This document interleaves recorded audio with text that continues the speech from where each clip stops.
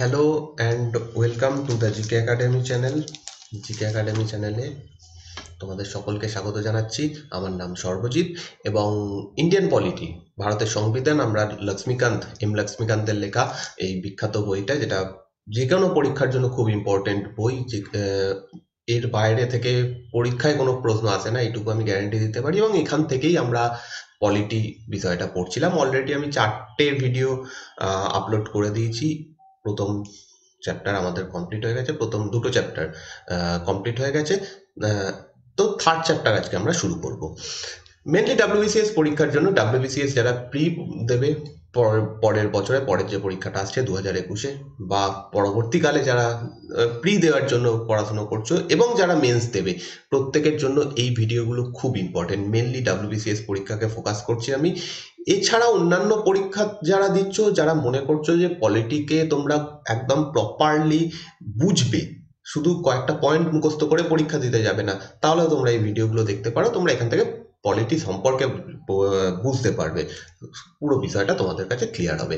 এবং আমার এই ভিডিওগুলো বানানোর উদ্দেশ্য হচ্ছে তোমরা যাতে এই বইটা পড়তে পারো সহজে। অনেক কিছু টেকনিক্যাল টার্ম থাকে, অনেক কে পড়তে অসুবিধে হয়, তাদের সুবিধা করার জন্য আমি এই ভিডিওগুলো বানাচ্ছি। একটু বড় হয়তো হয় ভিডিওগুলো, তোমরা বুঝতেই পারছো, কিন্তু যারা এরকম ভাবে পড়তে চাইছো, ডিটেলসে পুরোপুরি জানতে চাইছো, তাদের জন্য এই ভিডিওগুলো। সো প্লিজ তোমরা আগের ভিডিওগুলো দেখো। আর আজকেরটা আমরা শুরু করব। তার আগে আমরা বলবো যে টেলিগ্রাম চ্যানেল নিয়ে কথা বলে নেবো। টেলিগ্রাম চ্যানেল, এই চ্যানেলের টেলিগ্রাম একটা চ্যানেল রয়েছে। টেলিগ্রাম অ্যাপে গিয়ে তোমরা যদি এই নামটা সার্চ করো তাহলে পেয়ে যাবে চ্যানেল, এবং সেখানে তোমরা ফলো করে নাও চ্যানেলটাকে। তাহলে কি এই চ্যানেলে তোমরা ক্লাসের নোটিফিকেশন পেয়ে যাবে, এছাড়া পিডিএফ পেয়ে যাবে, যে পিডিএফগুলো আমি ইউজ করছি এখানে। যদি তোমাদের কাছে বই থাকে তাহলে পিডিএফ না ডাউনলোড করলেও চলবে, কারণ সেম বইতে এটাই রয়েছে। কিন্তু যাদের কাছে বই নেই বা বই কিনতে পারছো না, তারা এই পিডিএফটা ডাউনলোড করে তোমরা এক জায়গায় রাখতে পারো পড়ার সুবিধার জন্য। কারণ তোমাদের আবার পড়তে হবে, শুধুমাত্র একটা ভিডিও একবার দেখে নিলে তোমাদের হবে না, নিজেদেরকে পড়তে হবে। তো সেটা অবশ্যই করো। টেলিগ্রাম গ্রুপ রয়েছে, যেখানে তোমরা মেসেজ করতে পারবে, কোনো কোশ্চেন থাকলে, ডাউট থাকলে জানতে পারবে। তো এটাও টেলিগ্রামে সার্চ করে নিলে পেয়ে যাবে, দ্য জিকে একাডেমি গ্রুপ। আর ফেসবুক পেজেও তোমরা ক্লাসের নোটিফিকেশন পাবে। যারা ফেসবুকে রয়েছে তারা ফেসবুকে প্লিজ ফলো করে নাও, তাহলে তোমরা নোটিফিকেশন পেয়ে যাবে। যারা নতুন এই চ্যানেলে প্রথমবার এই ভিডিও দেখছো, যদি ভালো লাগে পুরো ভিডিওটা দেখো, যদি বুঝতে পারো, যদি মনে হয় যে তোমাদের সুবিধা হচ্ছে, প্লিজ সাবস্ক্রাইব করো, পাশে দেওয়া বেল আইকনটা টিপে দাও। আর তোমাদের বন্ধুদের মধ্যে এই ভিডিওগুলো শেয়ার করো, যাতে এই চ্যানেলটা একটু বড় হতে পারে। তোমাদের কাছে এটা আমি চাইছি যে অন্তত একটু শেয়ার করো প্লিজ। যদি তোমরা মনে করো যে ভালো লাগছে বা তোমরা কিছু জানতে পারছো, একটু শেয়ার করো, তাহলে আমার সুবিধা হয়। তো লাস্ট যেটা বলার রয়েছে সেটা হচ্ছে, এই চ্যানেলের যে প্লেলিস্ট বলে অপশানটা রয়েছে ইউটিউবে, সেই প্লেলিস্ট অপশানে গেলে আমার বানানো সমস্ত ভিডিও তোমরা দেখতে পারবে। যেরকম ভাবে তোমরা পড়তে চাইছো পরপর সাজানো রয়েছে। তোমাদের যেরকম সুবিধা, যে সাবজেক্ট দরকার, সেগুলো তোমরা এখান থেকে পড়তে পারবে। আমি যেগুলোর উপর ভিডিও বানাচ্ছি, কোশ্চেন অ্যান্সার তোমরা প্র্যাকটিস করতে পারো। কোশ্চেন অ্যান্সার আমি প্রতি শুক্র, শনি, রবিবার রাত্রি 9টার সময় হচ্ছে লাইভ ক্লাস নিই। এই লাইভ ক্লাসে তোমরা যদি জয়েন হতে চাও শুক্র, শনি, রবিবার, তোমরা অবশ্যই অন থেকো। আমি সংবিধানের ওপরে, পলিটির ওপরেও এমসিকিউ কোশ্চেন আলোচনা করা শুরু করে দিয়েছি অলরেডি। তো মানে শুরু করছি আর কি, অ্যাকচুয়ালি পরে শুক্রবার ক্লাস রয়েছে, ফার্স্ট ক্লাস। তো তোমরা যারা এই এই চ্যাপ্টারগুলোর ওপরে এমসিকিউ চাইছো, তারাও জয়েন হতে পারো রাত্রি 9টা থেকে। তো চলো শুরু করবো আজকের ভিডিও। আজকে যেটা হবে চ্যাপ্টার নাম্বার 3 নম্বর চ্যাপ্টার, যেখানে রয়েছে salient features of the constitution. অর্থাৎ আমাদের সংবিধানের যে মেন বৈশিষ্ট্যগুলো রয়েছে, সেইগুলো সম্পর্কে আমরা আজকে আলোচনা করব। এটা পার্ট 1, বুঝতে পারছো যে বড় চ্যাপ্টার, সেটা একদিনে সম্ভব নয়। দুটো পার্টে আমরা ভাগ করব এবং দুটো পার্টের মাধ্যমে এই চ্যাপ্টারটা কমপ্লিট করব। তো ফিচার্স অফ দ্য কনস্টিটিউশন, বা ভারতের সংবিধানের যে বৈশিষ্ট্যগুলো, প্রধান বৈশিষ্ট্যগুলো রয়েছে, সেইগুলো নিয়ে আমরা আলোচনা শুরু করছি। তো ভারতের সংবিধান বলতে প্রথমে যেটা মনে আসে, এটা একটা বিশাল বড় সংবিধান। আমরা সবসময় বলে থাকি ভারতের সংবিধান হচ্ছে সব থেকে বড় লিখিত সংবিধান। এর বিশেষ কিছু বৈশিষ্ট্য রয়েছে, যদিও আমাদের সংবিধানটা বিভিন্ন জায়গা থেকে নেওয়া, বিভিন্ন দেশের সংবিধান থেকে ভালো ভালো জিনিসগুলো নিয়ে আমাদের সংবিধানটা তৈরি করা হয়েছে। কিন্তু তা সত্ত্বেও এর মধ্যে অনেকগুলো বৈশিষ্ট্য রয়েছে। প্রথম লাইনে এটাই বলা হয়েছে যে আমাদের সংবিধান বিভিন্ন জায়গা থেকে নেওয়া হয়েছে, তা সত্ত্বেও কিছুটা ইউনিক আমাদের সংবিধান, তাতে কিছু ইউনিক বৈশিষ্ট্য রয়েছে, সেইগুলো সম্পর্কেই আমরা আজকে আলোচনা করব। আর একটা কথা এই ক্লাসটা শুরু করার আগে বলে দিই যে আজকে যে জিনিসগুলো পড়বো সেগুলো বলতে পারো একটা ওভারভিউ, পুরো যা যা রয়েছে তার ওভারভিউ, কারণ এই জিনিসগুলো নিয়েই আমরা পরবর্তীকালে ডিটেলসে আলোচনা করব। তো চলো, এখানে বলা আছে it should be noted that at the outset that a number of original features of the constitution as adopted in 1949 have undergone a substantial change on account to several amendments, particularly in 7th, 42nd, 44th, 73, 74, 70, 97th এবং 101। অর্থাৎ আমাদের সংবিধান প্রথমে তৈরি করা হয় 1950 খ্রিস্টাব্দে, এটা ফাইনালি কার্যকরী হয়, আমরা এগুলো আগের দিনে পড়ে এসেছি। এবার সংবিধান কার্যকরী হওয়ার পর থেকে একাধিকবার এই সংবিধানটাকে চেঞ্জ করা হয়েছে। সেই চেঞ্জগুলো হয়েছে বিভিন্ন অ্যামেন্ডমেন্টের মাধ্যমে। অ্যামেন্ডমেন্ট শব্দের অর্থ হচ্ছে সংশোধন। তো বিভিন্ন সংশোধনের মাধ্যমে এটাকে চেঞ্জ করা হয়েছে। প্রচুর সংশোধন হয়েছে, সেই সংশোধনগুলো সম্পর্কেও পরে আমরা পড়বো, কিন্তু পার্টিকুলারলি বেশ কিছু সংশোধন রয়েছে সেইগুলো খুব ইম্পর্টেন্ট, কারণ সেখানে অনেক বেশি জিনিস অ্যাড করা হয়েছে, যেমন 7, 42, 44 যেগুলো বলা হচ্ছে এখানে। 42nd অ্যামেন্ডমেন্ট অ্যাক্ট সবগুলোর মধ্যে সব থেকে ইম্পর্টেন্ট। এই 42nd অ্যামেন্ডমেন্ট অ্যাক্টে প্রচুর জিনিস অ্যাড করা হয়েছে। 42তম সংবিধান সংশোধনী আইন এটা পাস হয়েছিল 1976 খ্রিস্টাব্দে এবং এটাকে বলা হয় মিনি কনস্টিটিউশন, মানে হচ্ছে একটা সংবিধানের ক্ষুদ্র সংস্করণ। কারণ 42nd অ্যামেন্ডমেন্ট অ্যাক্ট বা 42তম সংবিধান সংশোধনীর মাধ্যমে প্রচুর জিনিস আমাদের এই সংবিধানে অ্যাড করা হয়েছে। তো সেটা নিজেই এই 42nd অ্যামেন্ডমেন্ট অ্যাক্টে যা যা অ্যাড করা হয়েছে সেটা নিজেই একটা বড় কনস্টিটিউশনের আকার নিয়ে নিয়েছে। তো সেই কারণে এটাকে বলা হচ্ছে মিনি কনস্টিটিউশন। তো এটা পরীক্ষায় প্রশ্ন আসে, তো তোমাদের মনে রাখতে হবে মিনি কনস্টিটিউশন বলা হয় 42nd অ্যামেন্ডমেন্ট অ্যাক্ট বা 42তম সংবিধান সংশোধনী আইনকে। ঠিক আছে। ডিউ টু দ্য, এখানে যেটা বলা হচ্ছে due to the importance and large number of changes made by the various part of the constitution, অর্থাৎ সংবিধানে একটা বিশাল বড় চেঞ্জ এই 42তম সংবিধান সংশোধনী আইনের মাধ্যমে করা হয়েছে, সেই জন্য এটাকে বলা হচ্ছে mini constitution. However, in the Kesavananda Bharati case 1973, the Supreme Court ruled that the constituent power of Parliament under Article 368 does not enable it to alter the basic structure of the Constitution। অর্থাৎ একটা case, এই কেসগুলো কি বিভিন্ন সময়ে supreme কোর্টে বিভিন্ন court case ওঠে, সেই কেসগুলোতে যিনি বিচারপতি তিনি কিছু ভার্ডিক্ট দেন, তিনি কিছু বলেন যে এই কেসটার উপর আমরা এই ডিসিশন নিলাম। সেরকমই একটা কেসের কথা এখানে বলা হচ্ছে কেশবানন্দ ভারতী কেস, যেটা 1973 খ্রিস্টাব্দে এটা পাস হয়, সরি 1973 খ্রিস্টাব্দে এই কেসটা হয়। এবং এই কেসে বলা হয় যে সংবিধানে, আমাদের সংবিধানের যে বেসিক স্ট্রাকচারটা অর্থাৎ মূল যে গঠনটা সেইটাকে কোনোভাবেই চেঞ্জ করা যাবে না। এবং মেনলি সংবিধানকে সংশোধন করতে গেলে, মানে সংবিধানকে সংশোধন করার কথা বলা রয়েছে সংবিধানের মধ্যেই আর্টিকেল 368, 368 নম্বর আর্টিকেলের মাধ্যমে সংবিধানকে সংশোধন করা যায়। সেটা কাকে দায়িত্ব দেওয়া হয়েছে? পার্লামেন্টকে দায়িত্ব দেওয়া হয়েছে, যে পার্লামেন্ট চাইলে আর্টিকেল 368 প্রয়োগ করে সে কি করতে পারে, সংবিধান যেটা লেখা রয়েছে সেটাকে চেঞ্জ করতে পারে, নতুন কিছু অ্যাড করতে পারে বা নতুন যেটা রয়েছে সেখান থেকে কিছু বাদ দিতে পারে। এবার সবই করতে পারে, কিন্তু বেসিক যে স্ট্রাকচারটা সেটা কোনোদিনই চেঞ্জ করা যাবে না। আমাদের সংবিধানের একদম প্রথমে যেরকম বলা হয়েছে সেই জিনিসগুলো রাখতে হবে, তার উপরে নতুন কিছু আপডেট করা, সময়ের সাথে সাথে সেগুলোকে চেঞ্জ করা, এইগুলো করা যেতে পারে। ক্লিয়ার? তো আমরা এবার চলে যাব বৈশিষ্ট্যে। কি কি বৈশিষ্ট্য রয়েছে আমাদের সংবিধানে? প্রথম যে বৈশিষ্ট্য বলা হচ্ছে সেটা হচ্ছে লেন্থিয়েস্ট রিটেন কনস্টিটিউশন। আমাদের দেশের সংবিধান হচ্ছে সব থেকে বড় লিখিত সংবিধান। লেন্থিয়েস্ট মানে হচ্ছে সব থেকে বড় বা লম্বা, রিটেন মানে হচ্ছে লিখিত সংবিধান। এটা আমাদের সব থেকে বড়, পৃথিবীর যত দেশের যত সংবিধান রয়েছে সব থেকে বড় সংবিধান আমাদের। Constituents are classified into written like American Constitution or unwritten like British Constitution. সংবিধান একে দুটো ভাগে ভাগ করা যায়, ঠিক আছে? দুটো ভাগে ভাগ করা যায়, একটা হচ্ছে লিখিত, অর্থাৎ যে সংবিধানটা কোনো একটা বইতে বা কোথাও একটা লেখা রয়েছে, যে দেশের সংবিধান তাকে লিখিত সংবিধান বলা হবে। আবার কিছু দেশ রয়েছে যাদের সংবিধান কোথাও লিখিত নেই, অর্থাৎ একটা সংবিধান রয়েছে, এই আইন রয়েছে, এই নিয়ম রয়েছে, এরকম বলা রয়েছে, কিন্তু কোথাও সেটা কোনো পেপারে বা কোনো বইতে লেখা নেই। এইগুলোকে আমরা আনরিটেন বা অলিখিত বলতে পারি। রিটেন কনস্টিটিউশনের উদাহরণ হচ্ছে আমেরিকান সংবিধান, আমেরিকার সংবিধান। অন্যদিকে আনরিটেন অর্থাৎ অলিখিত হচ্ছে ব্রিটিশ সংবিধান, অর্থাৎ ব্রিটেনের যে সংবিধান, ইংল্যান্ডের যে সংবিধান, সেটা কোথাও লেখা নেই। আমাদের দেশের সংবিধান কিরকম হচ্ছে? আমেরিকান সংবিধানের মতো, অর্থাৎ আমাদেরটা রিটেন, লিখিত। এবার যেটা বলা হচ্ছে, the constitution of India is the lengthiest of all the written constitution of the world. এই লিখিত সংবিধানগুলোর মধ্যে যতগুলো সংবিধান রয়েছে, যে যে দেশের লিখিত সংবিধান রয়েছে, তাদের মধ্যে সব থেকে বড় হচ্ছে ভারতের সংবিধান।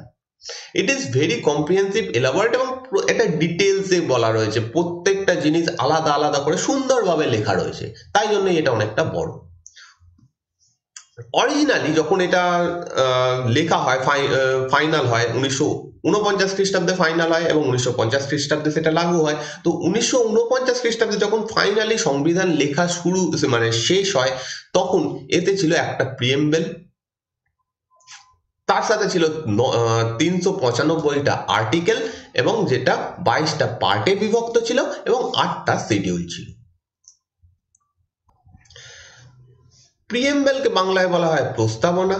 এইগুলো সম্পর্কে আমরা পরে পড়বো, অবশ্যই ব্যাপারটা কি সেই সমস্ত সম্পর্কে পড়বো। তো প্রিএম্বেলকে বাংলায় বলা হয় প্রস্তাবনা। যখন প্রথম লেখা হয়েছিল একটা প্রস্তাবনা ছিল, প্রিএম্বেল ছিল, 395টা আর্টিকেল ছিল, যেটা 22টা ভাগে বিভক্ত ছিল, সেগুলোকে বলা হচ্ছে 22টা পার্ট, এবং 8টা শিডিউল ছিল। কিন্তু বর্তমানে এটা 2019-এর ডেটা দেওয়া হচ্ছে বইতে, কিন্তু 2020-তেও সেম রয়েছে, 470টা আর্টিকেল রয়েছে, অর্থাৎ 395টা যে আর্টিকেল ছিল সেটা বেড়ে বর্তমানে হয়ে গেছে 470টা। আবার কিছু বাদও গেছে, নতুন কিছু অ্যাড হয়েছে, এই সমস্ত কিছু করে ফাইনালি 470টা আর্টিকেল রয়েছে। 22টা পার্ট থেকে বেড়ে সেটা হয়ে গেছে 25টা পার্ট, আর 8টা শিডিউল থেকে বেড়ে হয়ে গেছে 12টা শিডিউল। ওকে, আমরা এই চ্যাপ্টারেই পাবো যে কি কি রয়েছে আর্টিকেলগুলোতে, পার্টগুলোতে কি রয়েছে, শিডিউলগুলোতে কি রয়েছে, সেটা পরের দিনের ভিডিওতে আমি আলোচনা করব। প্রত্যেকটা পার্ট, প্রত্যেকটা আর্টিকেল নিয়ে ডিটেলসে আলোচনা করব। এটা হচ্ছে ব্যাপার। The various amendment carried since 1951 have detailed about 20 article and 1 part. অর্থাৎ যখন থেকে সংবিধান লাগু করা হয় তারপর থেকেই সংবিধানে চেঞ্জ করা হতেই থাকে, কারণ প্রথমে একটা জিনিস লেখা হয়েছে, সেটাকে অ্যাপ্লাই করা হয়েছে, এবার সময়ের সাথে সাথে চেঞ্জ করতে হবে, বা প্রথমেই দেখা গেছে যে এই জিনিসগুলো, এই যে আইনগুলো লেখা রয়েছে সেগুলো আমাদের জন্য কার্যকরী নয়, সেগুলোকে চেঞ্জ করা হয়েছে। এইরকম ভাবে প্রায় 20টা আর্টিকেল বাদ দেওয়া হয়েছে আজ অব্দি। একটা পার্টকে পুরো ধরে বাদ দিয়ে দেওয়া হয়েছে, পার্ট নাম্বার 7, ঠিক আছে, পার্ট নাম্বার 7কে পুরো বাদই দিয়ে দেওয়া হয়েছে, অ্যান্ড 95 আর্টিকেল অ্যাড করা হয়েছে। কিন্তু অন্যদিকে আবার কি হচ্ছে, 95টা আর্টিকেল অ্যাড করা হয়েছে, 4টে নতুন পার্ট অ্যাড করা হয়েছে। দেখো 8টা পার্ট ছিল, সেখান থেকে 12 হয়েছে, 8-এর পর 9, 10, 11, 12, 4টে অ্যাড করা হয়েছে, 4টে শিডিউল অ্যাড করা হয়েছে। সরি, 22টা পার্ট ছিল, সেখান থেকে 25টা পার্ট হয়েছে, একটু ভুল হয়ে গেল। দেখো কি বলা হচ্ছে, অ্যাডেড হচ্ছে 95 আর্টিকেল, 95টা আর্টিকেল অ্যাড করা হয়েছে, 4টে পার্ট অ্যাড করা হয়েছে। দেখো 22টা ছিল পার্ট, 25টা পার্ট হয়েছে, 22, 23, 24, 25। বলবে 3টে কেন, একটা বাদ হয়ে গেছে, এখানে লেখা রয়েছে পার্ট 7 বাদ চলে গেছে, টোটাল 4টে অ্যাড হয়েছে, একখানাকে বাদ দিয়ে দেওয়া হয়েছে। আর 4টে শিডিউলকে অ্যাড করা হয়েছে, অর্থাৎ 8টা ছিল, এখন 12টা হয়েছে, 8-এর পর 9, 10, 11, 12, টোটাল 4টে শিডিউল অ্যাড করা হয়েছে। তো এইরকম ভাবে বিভিন্ন সময় চেঞ্জ করা হয়েছে, যেটাকে আমরা সংবিধান সংশোধন বা কনস্টিটিউশন অ্যামেন্ডমেন্ট অ্যাক্ট বলি, সংবিধান সংশোধনী আইন বলি। ওকে, এখানে একটা ফুড নোট দেওয়া হয়েছে, the American constitution originally consist of only 7 article, the Australian 128, the Chinese 138 এবং ক্যানাডিয়ান 147। দেখো, যখন প্রথম লেখা হয়েছিল আমেরিকান সংবিধান, আমেরিকার সংবিধানে মাত্র 7টা আর্টিকেল ছিল, সেখানে আমাদের যখন প্রথম লেখা হয়েছিল সেটা 395টা আর্টিকেল ছিল। অস্ট্রেলিয়ায় ছিল 128টা, চাইনিজ ছিল 138টা, ক্যানাডিয়ান 147। সেখান থেকে অনেক অনেক বেশি আমাদের দেশের সংবিধান যখন লিখিত হয়েছিল। তো এই জিনিসটা একটা প্রথম বৈশিষ্ট্য হচ্ছে আমাদের দেশের সংবিধান সব থেকে বড় এবং সব থেকে বড় লিখিত সংবিধান, শুধু সব থেকে বড় নয়, সব থেকে বড় লিখিত সংবিধান। এবার হচ্ছে second, ড্রন from various source. Second বৈশিষ্ট্য হচ্ছে আমাদের দেশের সংবিধান বিভিন্ন দেশের সংবিধান থেকে নেওয়া হয়েছে, বিভিন্ন সোর্স থেকে নেওয়া হয়েছে। শুধু বিভিন্ন দেশ বলা ভুল হচ্ছে, বিভিন্ন সোর্স থেকে নেওয়া হয়েছে। The Constitution of India has borrowed most of its provisions from the Constitution of various other countries as well as from the Government of India Act 1935. যদি আমরা বলি যে আমাদের সংবিধান দুটো মেন সোর্স থেকে নেওয়া হয়েছে, তার প্রথমটা হচ্ছে বিভিন্ন দেশ থেকে বিভিন্ন জিনিস আমরা বড় করেছি, ধার করেছি বা নিয়েছি সেখান থেকে। কারণ সংবিধানের যারা লিখেছেন তারা দেখেছেন যে সেই দেশের ওই জিনিসগুলো ভালো, সেটা তারা অ্যাড করে দিয়েছেন। আর একটা বড় সোর্স হচ্ছে 1935 খ্রিস্টাব্দের গভর্নমেন্ট অফ ইন্ডিয়া অ্যাক্ট, অর্থাৎ এই ভারত শাসন আইন। তোমরা ইতিহাসে পড়ো, ইতিহাসে যখন আমরা এগুলো পড়ি, অর্থাৎ ব্রিটিশ সরকার যখন ভারতে রাজত্ব করতো, আমরা যখন পরাধীন ছিলাম, তখন তারা সময়ে সময়ে একটা করে গভর্নমেন্ট অফ ইন্ডিয়া অ্যাক্ট বা ভারত শাসন আইন পাস করেছিল। তার মধ্যেই একটা হচ্ছে 1935 খ্রিস্টাব্দের ভারত শাসন আইন, তার থেকে একটা বড় পার্ট নেওয়া হয়েছে। তো এই সমস্ত কিছু মিলিয়ে অ্যাকচুয়ালি হচ্ছে আমাদের দেশের সংবিধান। The structural part of the constitution is to a large extent derived from Government of India Act 1935। তো যেটা বলছিলাম যে দেশগুলো থেকে যত না বেশি জিনিস নেওয়া হয়েছে, তার থেকেও বেশি জিনিস নেওয়া হয়েছে গভর্নমেন্ট অফ ইন্ডিয়া অ্যাক্ট 1935। অর্থাৎ আমাদের সংবিধানের একটা বড় অংশ গভর্নমেন্ট অফ ইন্ডিয়া অ্যাক্ট বা ভারত শাসন আইন 1935 থেকে নেওয়া হয়েছে। ওকে, এবার আমরা একটু পরে দেখবো যে কোন দেশ থেকে কি কি জিনিস নেওয়া হয়েছে। কিন্তু ওভারঅল যদি ভাগ করা হয়, একটা বড় হেডিং এ ভাগ করা হয়, তাহলে দেখবো যে ফিলোসফিক্যাল পার্টটা নেওয়া হয়েছে আমেরিকান এবং আইরিশ কনস্টিটিউশন থেকে। ফিলোসফি মানে কি? দার্শনিক, তাই তো? ফিলোসফিক্যাল মানে হচ্ছে দার্শনিক। দার্শনিক পার্টটা নেওয়া হয়েছে আমেরিকান এবং আইরিশ কনস্টিটিউশন থেকে। এবার দার্শনিক পার্টের মধ্যে কি কি পড়ে যাচ্ছে, যেমন ফান্ডামেন্টাল রাইটস, মৌলিক অধিকার, directive principle of state policy বা ডিপিএসপি শর্টে বলা হয়, বাংলা হচ্ছে রাষ্ট্রের নির্দেশাত্মক নীতি। তো এই জিনিসগুলো নেওয়া হয়েছে। অন্যদিকে পলিটিক্যাল পার্ট, আমাদের সংবিধানের যে পলিটিক্যাল পার্ট, সেটা নেওয়া হয়েছে ব্রিটিশ কনস্টিটিউশন থেকে। পলিটিক্যাল মানে হচ্ছে রাজনৈতিক, বাংলা করলে হবে রাজনৈতিক। রাজনৈতিক পার্টগুলো যেমন তার মধ্যে রয়েছে হচ্ছে principal of cabinet government and the relation between the executive and legislature, এইগুলো নেওয়া হয়েছে ব্রিটিশ কনস্টিটিউশন থেকে। Principal of cabinet government, cabinet এই শব্দটার অর্থ হচ্ছে মন্ত্রিসভা, ঠিক আছে? মন্ত্রিসভা, মন্ত্রিসভাটা কেমন হবে, তারা কিভাবে কাজ করবে, তাদের প্রিন্সিপাল কি, সেইটা নেওয়া হয়েছে ব্রিটেন থেকে। আচ্ছা, তারপর হচ্ছে relation between executive and legislature. এক্সিকিউটিভের বাংলা হচ্ছে কার্যনির্বাহী। ওকে,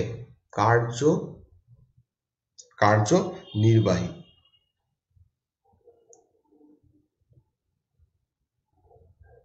এবং লেজিসলেচার শব্দের অর্থ হচ্ছে আইনসভা, আইনসভা।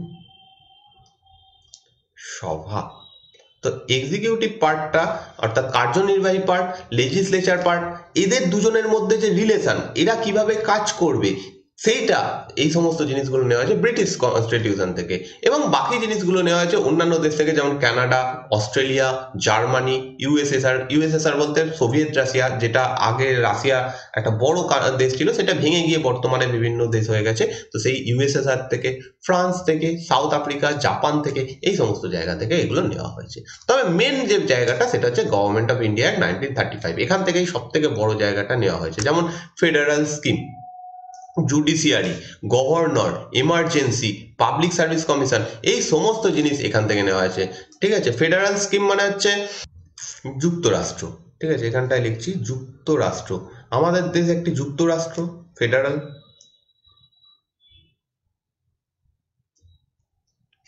আচ্ছা, তারপর হচ্ছে গভর্নর, আমাদের যারা গভর্নর নিযুক্ত হন তাদের যে কনসেপ্টটা, এমার্জেন্সি হয় অর্থাৎ জরুরি অবস্থা, এই সমস্ত জিনিসগুলো, পাবলিক সার্ভিস কমিশন অর্থাৎ আমরা যে পরীক্ষাগুলো দিতে যাচ্ছি, ইউপিএসসি রয়েছে বা স্টেট পিএসসি, এই সমস্ত কনসেপ্ট এইগুলো সবই হচ্ছে 1935-এর গভর্নমেন্ট অফ ইন্ডিয়া অ্যাক্ট থেকে নেওয়া হয়েছে। এখানে একটা তোমরা টেবিল দেখতে পাবে, এই টেবিলে দেখানো হয়েছে যে কোন কোন জিনিস কোথা থেকে নেওয়া হয়েছে। তো প্রথম হচ্ছে গভর্নমেন্ট অফ ইন্ডিয়া অ্যাক্ট 1935, যেটা হচ্ছে মেন সোর্স।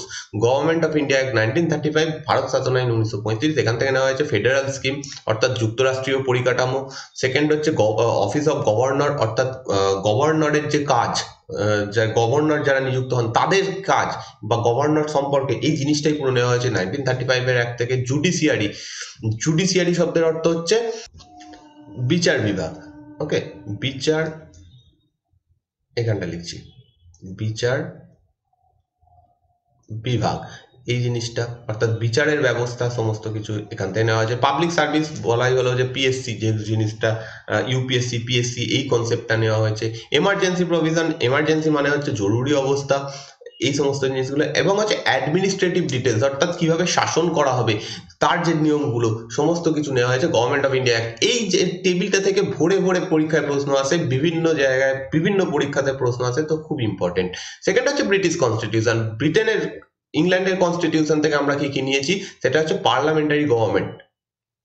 ওকে, পার্লামেন্ট হচ্ছে সংসদ বলা হয়, সংসদ বা আইনসভা, যাই বলা হোক না কেন, এটা বাংলা অ্যাকচুয়ালি। তো পার্লামেন্ট, আমাদের দেশে পার্লামেন্ট হচ্ছে প্রধান, পার্লামেন্টের হাতে প্রচুর ক্ষমতা রয়েছে, সে শাসন করে, দেশ শাসন করে। তো সেই পার্লামেন্টের যে সিস্টেম, সেটা ব্রিটিশ গভর্নমেন্ট থেকে নেওয়া হয়েছে, ব্রিটিশ কনস্টিটিউশন থেকে নেওয়া হয়েছে। রুল অফ ল, আইনের শাসন, ব্রিটিশ কনস্টিটিউশন থেকে নেওয়া হয়েছে। লেজিসলেটিভ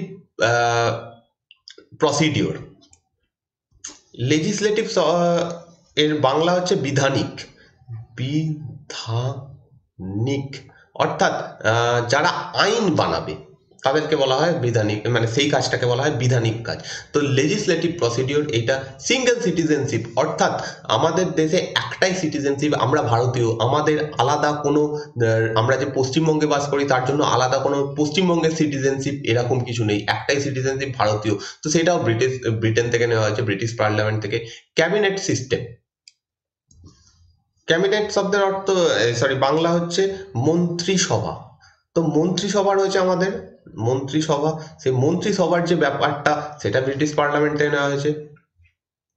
রিটস, রিটস, আমরা রিটস সম্পর্কে পড়বো যে কারোর যদি মৌলিক অধিকার খর্ব হয় তাহলে কোর্ট, সুপ্রিম কোর্ট বা হাইকোর্ট রিটস জারি করতে পারে, সেই রিটস এর ব্যাপারটা ব্রিটিশ কনস্টিটিউশন থেকে নেওয়া হয়েছে। তারপরে হচ্ছে পার্লামেন্টারি প্রিভিলেজেস অ্যান্ড বাইক্যামেরালিজম। বাইক্যামেরালিজমের মানে হচ্ছে দু কক্ষ বিশিষ্ট আইনসভা। আমাদের দেশে দু কক্ষ বিশিষ্ট সভা রয়েছে, একদিকে একটা হচ্ছে রাজ্যসভা, একটা হচ্ছে লোকসভা। এই সিস্টেমটা ব্রিটিশ পার্লামেন্ট থেকে নেওয়া, সরি, ব্রিটিশ কনস্টিটিউশন থেকে নেওয়া হয়েছে।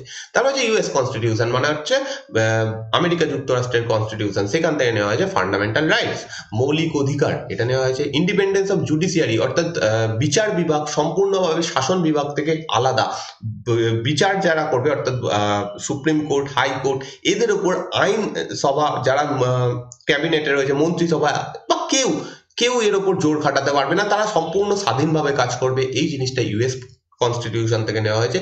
Judicial review, very very important system একটা জুডিশিয়াল রিভিউ, অর্থাৎ কোনো একটা জিনিসের যদি দেওয়া হয়, কোনো ভার্ডিক্ট দেওয়া হয়, অর্থাৎ কোনো একটা বিচার হওয়ার পর তার উপর রায় দেওয়া হলো, সেটাকে আবার রিভিউ করা যায়, এটা ইউএস কনস্টিটিউশন থেকে নেওয়া হয়েছে আমাদের এখানে। তারপর হচ্ছে ইমপিচমেন্ট অফ প্রেসিডেন্ট। ইমপিচমেন্ট শব্দটার অর্থ হচ্ছে, মানে বাংলা হচ্ছে পদচ্যুত করা। কাউকে, কেউ একটা পদে বসে রয়েছে, তাকে সেই পদ থেকে সরিয়ে দেওয়া, এটা হচ্ছে ইমপিচমেন্ট। তো ইমপিচমেন্ট প্রেসিডেন্টকে করা যায়, এই সিস্টেমটা রয়েছে, মানে এইটা আমরা ইউএস কনস্টিটিউশন থেকে নিয়েছি। Removal of supreme court and high court জাজ and post of vice president, অর্থাৎ সুপ্রিম কোর্টের জাজ, হাইকোর্টের জাজকে সরিয়ে দেওয়ার, তাকে সেই তার পদ থেকে সরিয়ে দেওয়ার যে সিস্টেম, সেটাও ইউএস কনস্টিটিউশন থেকে নেওয়া হয়েছে। আর ভাইস প্রেসিডেন্টের যে কনসেপ্ট, সেটাও নেওয়া হয়েছে ইউএস প্রেসিডেন্ট থেকে। এরপরের দেশ হচ্ছে আয়ারল্যান্ড। আইরিশ কনস্টিটিউশন, আয়ারল্যান্ডের কনস্টিটিউশন থেকে আমরা কি কি নিয়েছি, ভেরি ভেরি ইম্পর্টেন্ট, এগুলো প্রত্যেকটাই প্রায় ইম্পর্টেন্ট, এখান থেকে প্রচুর পরীক্ষায় প্রশ্ন করা হয়। আগেই বললাম, directive principle of state policy, অর্থাৎ ডিপিএসপি শর্টে, বা রাষ্ট্রের নির্দেশাত্মক নীতি বাংলায় বলা হয়। তো এই জিনিসটা নেওয়া হয়েছে আইরিশ সংবিধান থেকে। এই জিনিসগুলো সম্পর্কে আমরা পরে পড়বো, এখন জাস্ট ওভারভিউতে বলে যাচ্ছি ব্যাপারটা কি, কিন্তু ডিটেলসে প্রত্যেকটা জিনিস সম্পর্কে আমরা পড়বো, কোনো অসুবিধা নেই। তো এখন যদি কিছু জিনিস যারা নতুন পড়ছো তাদের অসুবিধা হতে পারে, কিন্তু সেগুলো সম্পর্কে আমরা পরে অবশ্যই জানবো ভালো করে। Nomination of members of Rajya Sabha and method of election of president. Nomination of member of Rajya Sabha, অর্থাৎ রাজ্যসভার যারা রাজ্যসভায় যারা সদস্য রয়েছেন, তাদের মধ্যে কয়েকজনকে নমিনেট করা হয়, তাদেরকে মনোনীত করা হয়, প্রেসিডেন্ট তাদের মনোনয়ন করেন, সেই জিনিসটা হচ্ছে আইরিশ সংবিধান থেকে নেওয়া হয়েছে। এবার হচ্ছে ইলেকশন অফ প্রেসিডেন্ট, প্রেসিডেন্টের যে নির্বাচন, কিভাবে তাকে ভোট দিয়ে নির্বাচিত করা হবে, সেইটা আইরিশ কনস্টিটিউশন থেকে নেওয়া হয়েছে। আমাদের দেশে সেম সিস্টেম ফলো করা হয়। তারপরে কানাডিয়ান কনস্টিটিউশন, অর্থাৎ কানাডা থেকে আমরা কিছু জিনিস নিয়েছি। এখানে থেকে প্রথম যে জিনিসটা নিয়েছি, federation with a strong centre. Federation শব্দের অর্থ হচ্ছে যুক্তরাষ্ট্র। আমাদের দেশের যে কাঠামো, সেটা হচ্ছে যুক্তরাষ্ট্রীয় কাঠামো, কিন্তু সেখানে সেন্টার স্ট্রং, অর্থাৎ কেন্দ্র প্রধান। রাজ্যগুলোর হাতেও ক্ষমতা রয়েছে, কিন্তু কেন্দ্র হচ্ছে প্রধান। কেন্দ্র যদি কিছু বলে, সেটা রাজ্যকে মানতে হবে, বা অনেক ক্ষেত্রে কেন্দ্রের হাতে অসীম ক্ষমতা চলে আসতে পারে এমার্জেন্সির সময় বা ইত্যাদি। এই জিনিসটা হচ্ছে কানাডিয়ান কনস্টিটিউশন, কানাডা থেকে আমরা নিচ্ছি। আচ্ছা, তারপর হচ্ছে vesting of residuary power in the centre. সেন্টারের হাতে অধিকাংশ পাওয়ার। রেসিডুয়ারি পাওয়ার, অর্থাৎ সেন্টারের যে পাওয়ার, সেটা সম্পূর্ণভাবে কানাডিয়ান কনস্টিটিউশন থেকে নেওয়া। Appointment of the state governor by the centre. গভর্নরদের, যারা রাজ্যে এক একজন করে গভর্নর নিযুক্ত করা হয়, প্রত্যেক রাজ্যের প্রধান হচ্ছেন গভর্নর, তিনি হচ্ছেন হেড। তো তাকে নিযুক্ত করে, তাকে পাঠায় কে, সেন্ট্রাল গভর্নমেন্ট থেকে তাকে পাঠানো হয়। সেই জিনিসটা কানাডিয়ান সংবিধান, কানাডার কানাডার সংবিধান থেকে আমরা নিচ্ছি। তারপরে হচ্ছে advisory jurisdiction of the supreme court. Supreme court কি করতে পারে, অ্যাডভাইজারি জুরিসডিকশন। এই জিনিসগুলো কি, এই সম্পর্কে জানতে গেলে আমরা পরে এগুলো সম্পর্কে ডিটেলসে, সুপ্রিম কোর্ট সম্পর্কে জানতে হবে, তখন পড়বো। ওকে, অ্যাডভাইজারি শব্দের অর্থ হচ্ছে পরামর্শ, আর জুরিসডিকশন মানে হচ্ছে অধিকার, ক্ষেত্র। অর্থাৎ সুপ্রিম কোর্ট এরকম কিছু জুরিসডিকশন, কিছু বিচার করতে পারে যেটা অ্যাডভাইজারি নেচারের। এইগুলো সম্পর্কে আমরা পরে পড়বো। নেক্সট হচ্ছে অস্ট্রেলিয়ান কনস্টিটিউশন। অস্ট্রেলিয়ার সংবিধান থেকে আমরা কি কি নিয়েছি, সেটা হচ্ছে কনকারেন্ট লিস্ট। তিনটে লিস্ট আছে, সেন্ট্রাল লিস্ট, স্টেট লিস্ট, আর কনকারেন্ট লিস্ট, অর্থাৎ ইউনিয়ন লিস্ট বা সেন্ট্রাল লিস্ট। যেটা ইউনিয়ন লিস্টের ব্যাপারটা হচ্ছে, সেখানে যে যে জিনিসগুলো বলা রয়েছে, সেখানে কিছু জিনিস বলা রয়েছে, সেইগুলোর ওপরে আইন শুধুমাত্র সেন্ট্রাল গভর্নমেন্ট বানাতে পারবে। স্টেট লিস্ট রয়েছে, যেখানে রাজ্যের কিছু জিনিস বলা রয়েছে, এবং সেইগুলোর ওপরে রাজ্যই আইন বানাতে পারবে। আর কনকারেন্ট লিস্ট হচ্ছে এমন একটা লিস্ট, যেখানে যে সাবজেক্টগুলো লেখা রয়েছে, সেইগুলোর উপরে আইন বানানোর ক্ষমতা কেন্দ্রীয় সরকারের রয়েছে, আবার রাজ্য সরকারেরও রয়েছে। এগুলোকে কনকারেন্ট লিস্ট বলা হয়। ওকে, যেমন হচ্ছে শিক্ষা এমন একটা ক্ষেত্র, এরকম ভাবে কিছু কিছু জিনিস দেওয়া রয়েছে, শিক্ষা, স্বাস্থ্য, এগুলো রয়েছে। তো এগুলো কনকারেন্ট লিস্টে থাকে, এবং এইগুলোর উপর আইন বানানোর অধিকার দুটো পার্টির, মানে সেন্ট্রাল গভর্নমেন্টেরও রয়েছে, স্টেট গভর্নমেন্টেরও রয়েছে। ওকে, এবার হচ্ছে ফ্রিডম অফ ট্রেড। ব্যবসা বাণিজ্য ফ্রিডমে রয়েছে, মানে এখান থেকে আরেক স্টেট থেকে আরেক স্টেটে সহজে করা যাবে। এটা অস্ট্রেলিয়ান কনস্টিটিউশন থেকে নেওয়া হয়েছে। কমার্স অ্যান্ড ইন্টারকোর্স একই ব্যাপার, মানে ট্রেড কমার্স এইগুলো সম্পর্কে বলা হচ্ছে। Joint sitting of the two house of parliament, এটা ইম্পর্টেন্ট। জয়েন্ট সিটিং মানে হচ্ছে যৌথ অধিবেশন, বাংলা হবে হচ্ছে যৌথ অধিবেশন। অর্থাৎ কোনো বিষয়ে যদি কোনো ডেডলক হয়ে যায়, অর্থাৎ সে কোনো একটা বিল হয়তো এতে পাস হয়েছে, লোকসভাতে পাস হয়েছে, রাজ্যসভায় পাস হয়নি, বা রাজ্যসভায় পাস হয়েছে, লোকসভায় পাস হয়নি, তখন একটা যৌথ অধিবেশন হয়। দুটো দল, দুটো হাউসকে একসাথে বসিয়ে, যেটা লোকসভা রাজ্যসভা দুজনকে একসাথে বসিয়ে ফাইনালি সেটা ডেডলকটা মেটানোর চেষ্টা করা হয়। এটাকে বলা হয় জয়েন্ট সিটিং। এই জিনিসটা নেওয়া হয়েছে অস্ট্রেলিয়ান কনস্টিটিউশন থেকে। এবার হচ্ছে জার্মানির কনস্টিটিউশন। জার্মানির কনস্টিটিউশন থেকে নিয়েছি আমরা suspension of fundamental rights during emergency, অর্থাৎ যখন এমার্জেন্সি হবে, অর্থাৎ জরুরি অবস্থা। এমার্জেন্সি শব্দের অর্থ হচ্ছে জরুরি অবস্থা। তো জরুরি অবস্থাতে ফান্ডামেন্টাল রাইটকে খর্ব করা যায়, মৌলিক অধিকারকে খর্ব করা যায়। আমার যা মৌলিক অধিকার রয়েছে তার বেশ কিছুটা অংশ রাষ্ট্র চাইলে সেটা নাও দিতে পারে। সেই জিনিসটাকে বলা, সেই জিনিসটা আমরা নিয়েছি থেকে জার্মানি থেকে। এবার হচ্ছে সোভিয়েত কনস্টিটিউশন। সোভিয়েত বলতে ইউএসএসআর, যেটা আগে সম্পূর্ণ রাশিয়া ছিল, সোভিয়েত রাশিয়া বলা হতো, সেটা এখন বর্তমানে ভেঙে গেছে। তো যাই হোক, সেই ইউএসএসআর থেকে আমরা কি নিয়েছি ফান্ডামেন্টাল ডিউটিস, মৌলিক কর্তব্য, ভেরি ভেরি ইম্পর্টেন্ট। এবং আইডিয়াল অফ জাস্টিস, জাস্টিস সম্পর্কে, ন্যায় বিচার সম্পর্কে আমরা জিনিসগুলো সোভিয়েত কনস্টিটিউশন থেকে নিয়েছি। এবার হচ্ছে ফ্রেঞ্চ কনস্টিটিউশন, ফরাসি মানে হচ্ছে ফ্রান্সের কনস্টিটিউশন থেকে আমরা নিয়েছি republic and the ideals of liberty, equality and fraternity in the preamble. প্রিয়েম্বেলে 3টে শব্দ রয়েছে, এইগুলো সম্পর্কে ঠিক এর পরের চ্যাপ্টারেই রয়েছে প্রিয়েম্বেল চ্যাপ্টারটা, সেখানে আমরা দেখবো লিবার্টি, ইকুয়ালিটি, ফ্র্যাটার্নিটি, এই 3টে শব্দ আমরা ফ্রেঞ্চ কনস্টিটিউশন থেকে নিয়েছি। সরি, লিবার্টি শব্দের অর্থ হচ্ছে, মানে বাংলা হচ্ছে স্বাধীনতা, স্বাধীনতা, স্বাধীনতা। ইকুয়ালিটি মানে হচ্ছে সমান অধিকার, সমান অধিকার। এবং ফ্র্যাটার্নিটি শব্দের অর্থ হচ্ছে সৌভ্রাতৃত্ব বা ভ্রাতৃত্ব।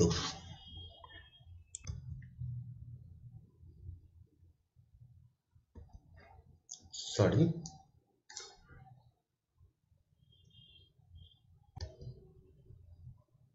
ভ্রাতৃত্ব, সৌভ্রাতৃত্ব, এই জিনিসটা প্রিয়েম্বেলের মধ্যে রয়েছে, সেগুলো আমরা এখান থেকে নিয়েছি। সাউথ আফ্রিকান কনস্টিটিউশন, নেক্সট হচ্ছে সাউথ আফ্রিকার সংবিধান থেকেও আমরা কিছু নিয়েছি। Procedure of amendment of the constitution and election of the member of Rajya Sabha, দুটো খুব ইম্পর্টেন্ট জিনিস আমরা সাউথ আফ্রিকা থেকে নিয়েছি। প্রথম হচ্ছে প্রসিডিওর অফ অ্যামেন্ডমেন্ট, অর্থাৎ আমরা দেখলাম যে সংবিধানকে সংশোধন করা যায়, সেই সংশোধন করার যে কনসেপ্ট, সেটা নিয়েছি আমরা সাউথ আফ্রিকা থেকে। আর election of member of Rajya Sabha, রাজ্যসভার যারা সদস্য তাদেরকে, তাদের ভোট কিভাবে হবে, তারা কিভাবে ওখানে যাবে, সেই জিনিসটা আমরা, সেই সিস্টেমটা আমরা সাউথ আফ্রিকার থেকে নিয়েছি।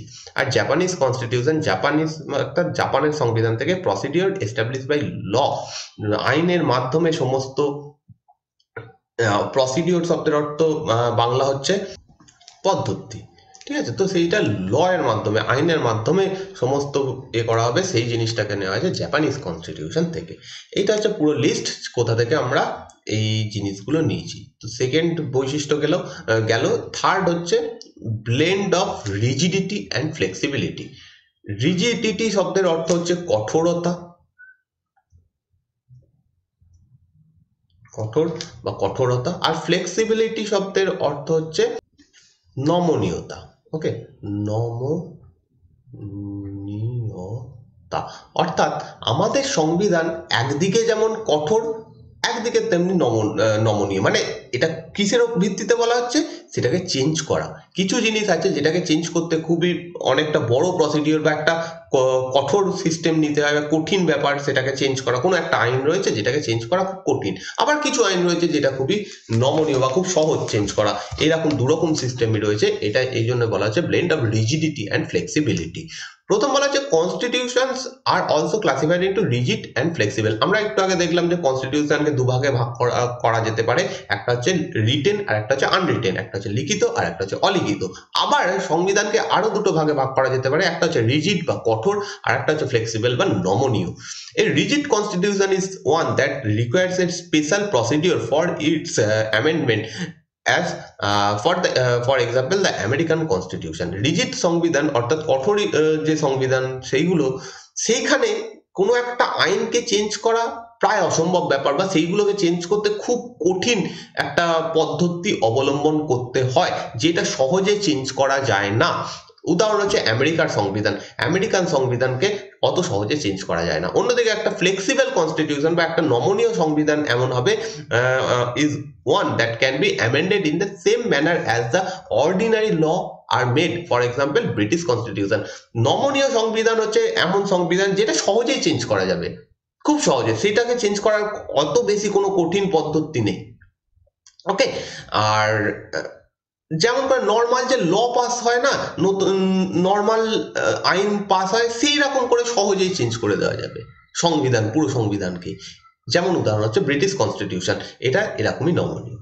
কিন্তু ভারতের সংবিধানের একটা অদ্ভুত বৈশিষ্ট্য হচ্ছে এটা যেমন একদিকে ফ্লেক্সিবল, কিছুটা অংশ যেমন ফ্লেক্সিবল, কিছুটা অংশ তেমনি ভাবে রিজিড। কিছুটা অংশ খুবই নমনীয়, সেটাকে সহজে চেঞ্জ করা যায়, আবার কিছু জিনিস রয়েছে সেটাকে সহজে চেঞ্জ করা যায় না, সেটা হচ্ছে কঠোর। তো the constitution of India is neither rigid nor flexible but a synthesis of both. আমাদের সংবিধান শুধু রিজিডও নয় আবার শুধু ফ্লেক্সিবল নয়, দুটোর মিশ্রণ। Article 368 provides for two type of amendment. Article 368 এখানে সংবিধানকে সংশোধন করার কথা বলা রয়েছে, অর্থাৎ কিভাবে আমাদের সংবিধানকে চেঞ্জ করা যেতে পারে এটা বলা রয়েছে আর্টিকেল 368 এ। তো এখানে দু রকমের পদ্ধতি বলা রয়েছে, দু ধরনের অ্যামেন্ডমেন্ট বলা রয়েছে। অ্যামেন্ডমেন্ট শব্দের অর্থ হচ্ছে সংশোধন। তো দু রকমের সংশোধন বলা হয়েছে। প্রথম যেটা বলা হয়েছে, some provision can be amended by a special majority of the parliament which is 2/3 majority of the members of the each house present and voting। অর্থাৎ প্রথম যে পদ্ধতিটা বলা হয়েছে সেখানে বলা হচ্ছে যে পার্লামেন্টের 2/3 মেম্বার ভোট দিয়ে কোনো একটা জিনিসকে চেঞ্জ করতে পারে, কোনো একটা আইনকে চেঞ্জ করতে পারে, নতুন কোনো আইনকে তৈরি করতে পারে। 2/3 মেম্বার। 2/3 মানে কি, ধরা যাক কোনো একটা হাউসে 300 জন মেম্বার রয়েছে, তার 2/3 মানে হচ্ছে 2/3, অর্থাৎ 100 ইন্টু 2, অর্থাৎ 200 জন মেম্বার যদি হ্যাঁতে ভোট দেয়, ইয়েসে ভোট দেয়, তাহলে চেঞ্জ হয়ে যাবে। যদি 200 জনের কম ভোট দেয় তাহলে সেটাতে চেঞ্জ হবে না। ওকে, পার্লামেন্টের মানে হচ্ছে বোথ হাউস, অর্থাৎ লোকসভা এবং রাজ্যসভা। এরকম জাস্ট এক্সাম্পলের জন্য এখানে 300 মেম্বার নিলাম। তো 300 জন ধরলাম, 300 জন, তার 2/3 মানে 200 জন যদি ইয়েস বলে, হ্যাঁ বলে, তাহলে সেটা চেঞ্জ হবে। যদি সেটা 200 জন ভোট না দেয় তাহলে চেঞ্জ হবে না। এরকম একটা কথা বলা রয়েছে। সেকেন্ড বলা যায় some of the provision can be amended by special majority of the parliament and with the rectification of the half of the total seat. Same, যদি ধরা যাক 300 জন মেম্বার রয়েছে, তার হাফ অর্থাৎ হচ্ছে 150 জন যদি হ্যাঁতে ভোট দেয় তাহলে সেটা চেঞ্জ করা যাবে। এরকম একটা প্রভিশন বলা রয়েছে। এগুলো কোথায় বলা রয়েছে? আর্টিকেল 368 এ বলা রয়েছে। যখন এগুলো সম্পর্কে আমরা ডিটেলসে পড়বো, আরো ভালো করে এই ব্যাপারগুলো জানবো। এখানে একটা ওভারভিউ দেওয়া হচ্ছে, তো সেইগুলোই আমরা এখন আস্তে আস্তে জানতে চলেছি, যাতে কি হবে পরবর্তীকালে গিয়ে যখন এইগুলো সম্পর্কে পড়বো নতুন না মনে হয়। একবার আমরা এগুলো দেখে যাচ্ছি। ওকে, তো এরকম একটা সিস্টেমও বলা রয়েছে। At the same time, some provision of the Constitution can be amended by a simple majority of the Parliament in the manner of ordinary legislative process। অর্থাৎ আরো একটা ব্যাপার বলা রয়েছে, আরো একভাবে সংবিধানকে চেঞ্জ করা যায়। মানে আরো কিছু কিছু জিনিস রয়েছে যে আইনগুলোকে আমরা সহজে সিম্পল মেজরিটিতে চেঞ্জ করতে পারি। সিম্পল মেজরিটি মানে 1/3। সিম্পল মেজরিটি যখন কোথাও লেখা থাকলে সংবিধানে বুঝবে সেটা 1/3, অর্থাৎ যদি 300 জন মেম্বার থাকে, তার মধ্যে যদি 100 জন ভোটে হ্যাঁ দেয় তাহলে সেটা চেঞ্জ হয়ে যাবে। এটা হচ্ছে সিম্পল মেজরিটি। এবার বলা হলো যে দুটো জিনিস বলা হয়েছে। আর্টিকেল 368 এ বলা হয়েছে দুটো দু রকম ভাবে অ্যামেন্ড করা যেতে পারে। এটা 3 নম্বরটা কোত্থেকে এলো? 3 নম্বরটা আর্টিকেল 368 এ নেই, অন্য জায়গায় রয়েছে। ঠিক আছে, আর্টিকেল 368 এ এই দুটোই রয়েছে, একটা হচ্ছে 2/3 আর একটা হচ্ছে হাফ, ওয়ান হাফ। এই দুটোই বলা রয়েছে। আর আরো একটা ভাবে করা যায়, সেটা হচ্ছে সিম্পল মেজরিটি। ওকে, নেক্সট বৈশিষ্ট্য হচ্ছে federal system with unitary bias. Bias শব্দের বাংলা হচ্ছে পক্ষপাত। অর্থাৎ আমাদের সংবিধান যেটা সেটা অ্যাকচুয়ালি ফেডারাল সিস্টেম। আমাদের যে সিস্টেমটা সেটা ফেডারাল সিস্টেম। ফেডারাল শব্দের অর্থ হচ্ছে যুক্তরাষ্ট্রীয়, তাই তো? বাংলা হচ্ছে যুক্তরাষ্ট্রীয়।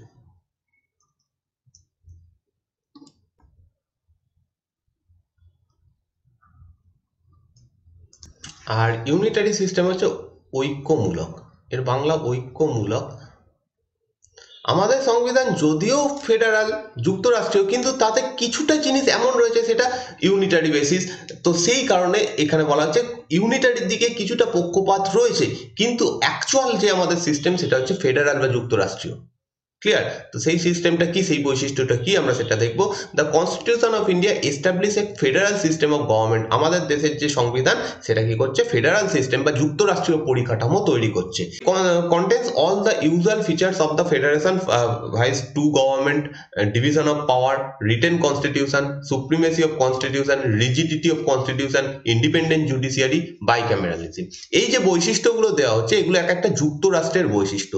যে যে দেশ যুক্তরাষ্ট্রীয় পরিকাঠামো ফলো করে তারা এই জিনিসগুলোকে, তাদের সংবিধানে এই জিনিসগুলো থাকবে। অর্থাৎ টু গভর্নমেন্ট, দু রকমের গভর্নমেন্ট থাকবে, সেন্ট্রাল গভর্নমেন্ট, স্টেট গভর্নমেন্ট আমাদের আছে। ডিভিশন অফ পাওয়ার, দুজনের হাতে আলাদা আলাদা ক্ষমতা থাকবে, আমাদের আছে। রিটেন কনস্টিটিউশন হবে, আমাদের রয়েছে। সুপ্রিমেসি অফ কনস্টিটিউশন, অর্থাৎ সমস্ত কিছুর উপরে হচ্ছে কনস্টিটিউশন বা সংবিধান প্রধান, বাকি সমস্ত কিছু যাই হয়ে যাক, সে জয়ী দল হোক, হেরে যাওয়া দল হোক, যে কেউ হোক, একজন নেতা হোক, মন্ত্রী হোক, যে কেউ হোক, সবার উপরে হচ্ছে সংবিধান। এটা আমাদের দেশের মূল একটা বৈশিষ্ট্য। রিজিডিটি অফ কনস্টিটিউশন, আমরা একটু আগেই দেখে এলাম আমাদের সংবিধানের বেশ কিছুটা পার্ট রয়েছে যেটাকে আমরা সহজে চেঞ্জ করতে পারবো না, তার জন্য 2/3 বা হাফ এরকম লাগবে, ভোট লাগবে। তো কিছুটা অংশ রয়েছে রিজিড, অর্থাৎ সেটাকে সহজে চেঞ্জ করা যাবে না। এটা একটা বৈশিষ্ট্য হচ্ছে ফেডারেশনের। যদিও আমাদের দেশের কিছু যে মানে সংবিধানের কিছু অংশ রয়েছে যেটা সহজে চেঞ্জ করা যায়, সেটা পরে আসছি, কিন্তু কিছু অংশ তো অবশ্যই রয়েছে যেটাকে সহজে চেঞ্জ করা যায় না। তারপর হচ্ছে ইন্ডিপেন্ডেন্ট অফ জুডিশিয়ারি, এটাও একটা ফেডারেশনের বৈশিষ্ট্য বা যুক্তরাষ্ট্রের বৈশিষ্ট্য।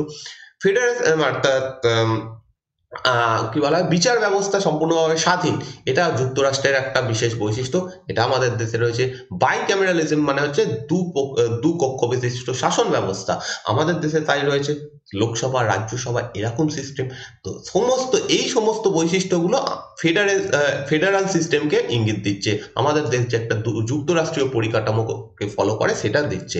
However, the Indian constitution also contain a large number of union or non-federal system. আবার কিছু জিনিস এমন রয়েছে যেগুলো দেখলে বোঝা যাবে এটা একটা ইউনিয়নের বৈশিষ্ট্য। ওকে, ইউনিয়ন বৈশিষ্ট্য, অর্থাৎ যুক্তরাষ্ট্রীয় ব্যবস্থা নয় যে সমস্ত দেশে, সেই রকম কিছু বৈশিষ্ট্যও রয়েছে। যেমন স্ট্রং সেন্টার, আমাদের দেশের কেন্দ্রীয় সরকার প্রধান, তাদের হাতে বেশি, প্রধান বলতে বেশি ক্ষমতা রয়েছে, এটা একটা ইউনিয়নের বিশেষ বৈশিষ্ট্য।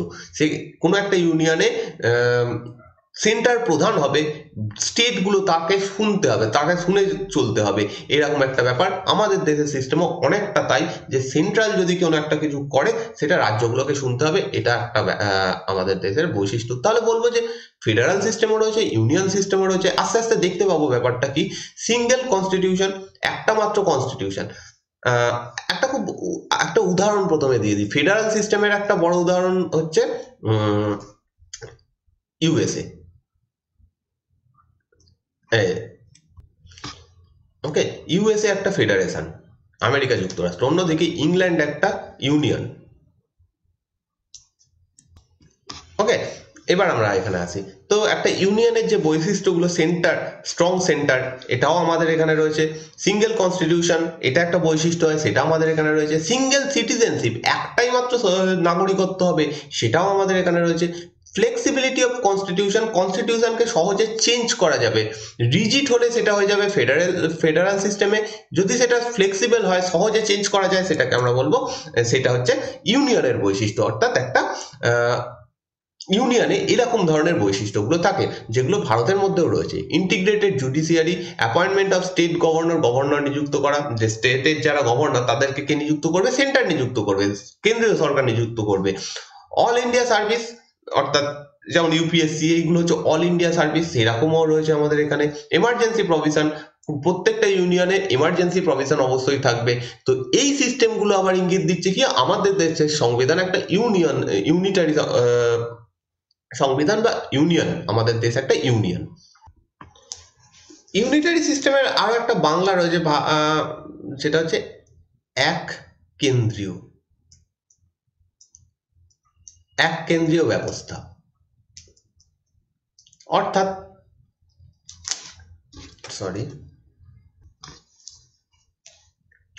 এই দুটো ব্যবস্থার মেন যে তফাৎ, এতক্ষণ অব্দি আমরা যেটা বুঝলাম যে ইউনিয়ন বা ইউনিটারি যে দেশগুলো ফলো করবে তাদের দেশের সেন্ট্রাল গভর্নমেন্ট প্রধান হবে, ঠিক আছে, সেন্ট্রাল গভর্নমেন্ট প্রধান হবে, তার আন্ডারে যে সমস্ত রাজ্যগুলো রয়েছে তাদেরকে এই সেন্ট্রাল গভর্নমেন্টের কথা শুনে চলতে হবে। অন্যদিকে ফেডারাল সিস্টেম যে দেশগুলো ফলো করবে সেই দেশের কি হবে, সেন্ট্রাল গভর্নমেন্ট থাকবে, কিন্তু সেন্ট্রাল গভর্নমেন্ট প্রধান নয়, বরঞ্চ স্টেটগুলো প্রধান, স্টেটগুলো প্রধান। আমেরিকার ক্ষেত্রে তাই, স্টেটগুলো রাজ্যগুলো প্রধান, সেন্ট্রালের হাতে যত না পাওয়ার রয়েছে তার থেকে রাজ্যগুলোর হাতে পাওয়ার রয়েছে। রাজ্যগুলো চাইলে সেন্ট্রাল থেকে, সেই দেশ থেকে বেরিয়ে আলাদা হতে পারবে যে কোনো সময়।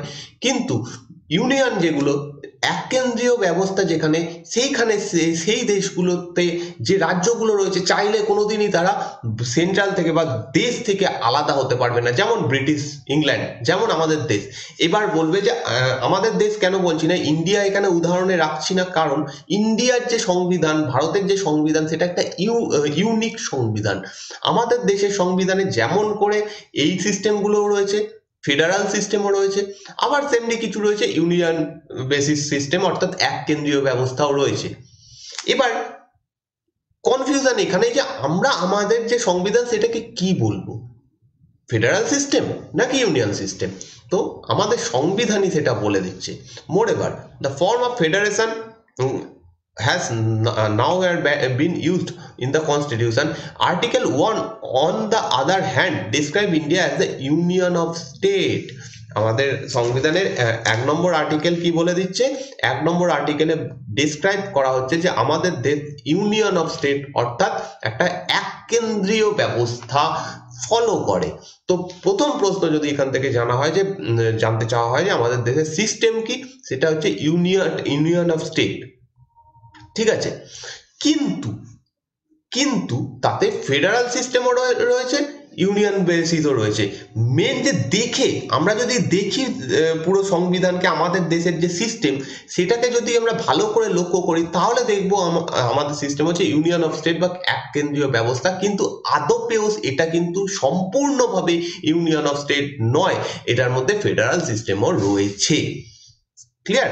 তো which implies two things. One, Indian federation is not the result of an agreement by the state. প্রথম কথা, এই লাইনটা, এই শব্দটা ইউজ করার কারণ হচ্ছে সংবিধান আমাদের এটা বোঝাচ্ছে যে ভারতীয় যে ফেডারেশন, ভারতীয় যুক্তরাষ্ট্র এমন একটা সিস্টেম ফলো করে যেখান থেকে রাজ্যগুলো চাইলে সেন্ট্রাল থেকে বা পুরো দেশ থেকে বেরোতে পারবে না। Indian federation is not the result of an agreement by the state, অর্থাৎ আমাদের দেশের যে রাজ্যগুলো তারা নিজেরা বসে একটা চুক্তির মাধ্যমে দেশ গঠন করেনি। যেমন করে ইউএসএ তে, আমেরিকা যুক্তরাষ্ট্রে করা হয়েছে, সেরকম কোনো সিস্টেম আমাদের এখানে ফলো করা হয়নি। অতএব রাজ্যগুলো চাইলে কোনোদিন বেরোতে পারবে না। এবং second, no state has the right to sit from the federation, অর্থাৎ এই ফেডারেশন থেকে কোনো রাজ্য চাইলে বেরোতে পারবে না। এই দুটো জিনিস আমরা বুঝতে পারছি। তো ফাইনালি আমাদের কাছে প্রশ্ন হচ্ছে, আমাদের দেশের যে সিস্টেম সেটা কি বলবো, এটা এখনো পর্যন্ত সলভ হলো না। আমরা দেখলাম যে বেশ কিছু সিস্টেম রয়েছে যেটা হচ্ছে যুক্তরাষ্ট্রীয় ফেডারাল সিস্টেম, বেশ কিছু রয়েছে ইউনিটারি অর্থাৎ এক কেন্দ্রীয় বা ঐক্যমূলক ব্যবস্থা।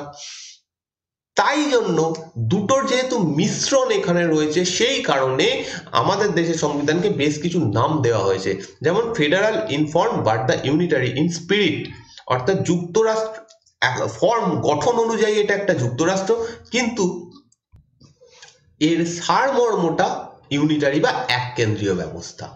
এরকম একটা অদ্ভুত নাম দেওয়া হয়েছে, কারণ আমাদের দেশে দু রকমের জিনিসই রয়েছে। আর একটা নাম দেওয়া হয়েছে, সেটা হচ্ছে কোয়াসি ফেডারাল। ওকে, কোয়াসি ফেডারাল, তো এই নামটাও ইম্পর্টেন্ট। কুয়াশি শব্দের অর্থ হচ্ছে আধা, অর্ধেক। আমাদের দেশের যে সিস্টেম দেখছি সেখানে ফেডারেশনটা হাফ, আধা ফেডারেশন বা আধা যুক্তরাষ্ট্রীয় ব্যবস্থা এরকম বলা হয়েছে। এই নামটা কে দিয়েছেন? কে.সি. হোয়ার। কে.সি. হোয়ার এই নামটা দিয়েছেন কোয়াসি ফেডারেল। তারপর হচ্ছে বার্গেনিং ফেডারিজম বা ফেডারিয়ালিজম, অর্থাৎ বার্গেনিং শব্দের অর্থ কি, মানে কিছুটা কেউ দাম বলেছে সেটার থেকে আমি দাম দর করে কিছুটা কমিয়ে নিলাম, তো এরকম একটা সিস্টেম বলা হয়েছে। এটা বলছেন মরিস জোনস। অর্থাৎ আমাদের ফেডারেশনটা পুরোপুরি ফেডারেশন নয়, কিছুটা কম ফেডারেশন, এরকম একটা ব্যাপার বলা হয়েছে। কোঅপারেটিভ ফেডারেশন, তো ওভারঅল যদি বলা যায় সেটা একটা ফেডারাল সিস্টেমই, কিন্তু তাতে ইউনিয়নেরও একটা বৈশিষ্ট্য রয়েছে। আমাদের সংবিধান নিচে বলছে আমরা একটা ইউনিয়ন অফ স্টেট, কিন্তু তার মধ্যে ফেডারেশন রয়েছে। একটা অদ্ভুত মিশেল আমাদের দেশের সংবিধানের মধ্যে আমরা দেখতে পাই। ক্লিয়ার? এই জায়গাটা একটু গুলিয়ে যেতে পারে, তাই জন্য অনেকটা টাইম নিয়ে আমি বোঝালাম। তাও যদি কোনো প্রবলেম হয় অবশ্যই আমাকে জানাবে, আমি নেক্সট ক্লাসে তোমাদেরকে সেটা আবার বুঝিয়ে দেবো এই জিনিসটা। ওকে, নেক্সট বৈশিষ্ট্য হচ্ছে parliamentary form of government. Parliamentary শব্দের অর্থ হচ্ছে সংসদীয়।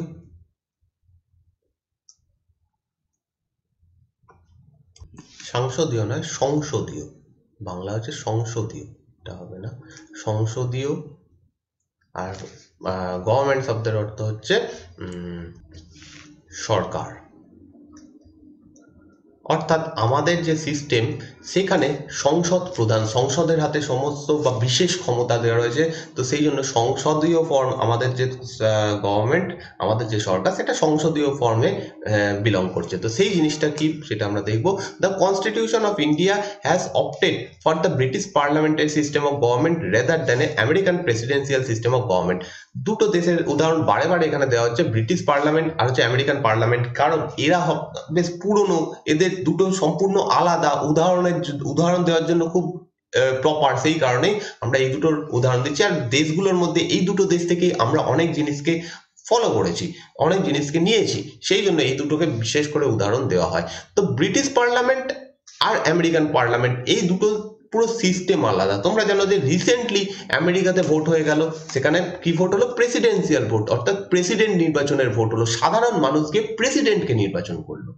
অন্যদিকে ব্রিটিশ পার্লামেন্টে দেখা যাবে, ব্রিটেনে যখন ভোট হয় সেখানে দেখা যাবে যে সংসদ গঠনের জন্য ভোট হয়। অর্থাৎ আমাদের যেমন লোকসভা ভোট হয়, এক্স্যাক্টলি সেম ভোট ব্রিটেনে হয়। সেখানে যে প্রধান অর্থাৎ মহারানী, তার কোনো চেঞ্জ হয় না, সে তার হাতে বিশেষ পাওয়ার নেই, মেন পাওয়ারটা পার্লামেন্টের হাতে রয়েছে। তো আমাদের দেশের যে সিস্টেম অনেকটা এরকম সিস্টেম, ব্রিটেনের মতো, আমেরিকার মতো নয়। আমাদের দেশে প্রেসিডেন্টের হাতে মেন ক্ষমতা নেই, যদিও তিনি রাষ্ট্রের প্রধান, কিন্তু তিনি নমিনাল হেড, তিনি রিয়েল হেড নয়, তিনি প্রধান হেড নয়। তার হাতে কম ক্ষমতা রয়েছে, বা তার হাতে অতটা বেশি ক্ষমতা নেই, পার্লামেন্টের হাতে বেশি ক্ষমতা রয়েছে। তো the Constitution of India opted for the British parliamentary system of government rather than American presidential system. আমাদের দেশের যে সংবিধান সেটা ব্রিটেনের যে পার্লামেন্ট তার থেকে বেশি ইন্সপায়ার্ড, সেখান থেকেই মেন জিনিসটা নেওয়া হয়েছে যে পার্লামেন্ট প্রধান। আমেরিকান সিস্টেমকে অতটা ফলো করা হয়নি। আমেরিকান সিস্টেম বলে কি যে প্রেসিডেন্ট প্রধান। The parliamentary system is based on the principle of cooperation and coordination between the legislative and the executive organ, while the presidential system is based on the doctrine of separation of powers between two organs. এতটা important ব্যাপার না এটা। এখানে যেটা বলা হচ্ছে যে parliamentary যে সিস্টেম, অর্থাৎ যে ব্রিটেনের সিস্টেম বা আমাদের দেশের যেরকম সিস্টেম, সেখানে দেখা যাবে যে লেজিসলেটিভ এবং এক্সিকিউটিভ এই দুটোর মধ্যে সমন্বয় রয়েছে। ওকে, তারা একে অপরের কোঅর্ডিনেশনে কাজ করে, তারা একে অপরের পরিপূরক হিসেবে কাজ করে। লেজিসলেটিভ মানে হচ্ছে যারা আইন বানাবে, আইন বানানো, লেজিসলেচার মানে হচ্ছে আইনসভা, এবং হচ্ছে এক্সিকিউটিভ মানে হচ্ছে শাসন, অর্থাৎ আইন বানানো এবং যারা শাসন করবে, এই দুটোর মধ্যে একটা কি বলা যায় সমন্বয় রয়েছে। অন্যদিকে প্রেসিডেন্সিয়াল সিস্টেম এই দুটোকে আলাদা করে দেয়, ঠিক আছে, দুটোর মধ্যে সেপারেশন রাখে। তো এরকম একটা ব্যাপার এখানে বলা হচ্ছে। যাই হোক, the parliamentary system is also known as West minister model of government. তো যে দেশ এই পার্লামেন্টারি সিস্টেমকে ফলো করে, ব্রিটেনের মতো, ব্রিটেনের সিস্টেমকে বলা হচ্ছে মানে ব্রিটেনের যেরকম সিস্টেম পার্লামেন্টারি সিস্টেম, পার্লামেন্ট প্রধান, এইরকম যারা ফলো করে সেই সমস্ত দেশকে আর একটা নাম দেওয়া হয়েছে, সেটা হচ্ছে ওয়েস্ট মিনিস্টার। এটার কোনো বাংলা হবে না, কারণ ওয়েস্ট মিনিস্টার একটা জায়গার নাম। এখানে দেখো দেওয়া রয়েছে West minister is a place in London where the British parliament is located, যেখানে ব্রিটেনের পার্লামেন্ট অবস্থিত। আমাদের দিল্লিতে যেমন পার্লামেন্ট অবস্থিত, তেমনি ভাবে ব্রিটিশ ইংল্যান্ডে ওয়েস্ট মিনিস্টার বলে এই জায়গাটাতে এটা অবস্থিত।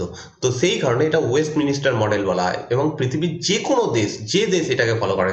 এবার বলবে কেন ব্রিটেনের নামই কেন নেওয়া হচ্ছে? অ্যাকচুয়ালি ব্রিটেনের যে সংবিধান সেটা অনেক পুরনো, বাকি সমস্ত দেশের থেকে অনেক আগে হয়েছে, তাই না?